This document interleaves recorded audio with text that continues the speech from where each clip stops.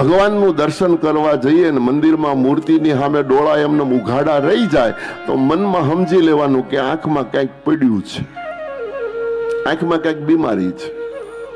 મૂર્તિના દર્શન થતાની સાથે આંખ બંધ થઈ જવી જોઈએ અને એ ભક્તિની નિશાની છે. મારા ને તમારા હૃદયમાં ભક્તિ છે કે કેમ એનું થર્મોમીટર શું, આપણે કેવી રીતે માપવું કે કેટલી ભક્તિ આપણામાં છે, એનું આ પ્રમાણ છે. કોઈ પણ મંદિરમાં તમે દર્શન કરવા જાઓ અને પ્રભુના દર્શન થાય અને જો આંખ બંધ થઈ જાય તો સમજી લેવાનું ભક્તિ મહારાણી અંદર બિરાજે.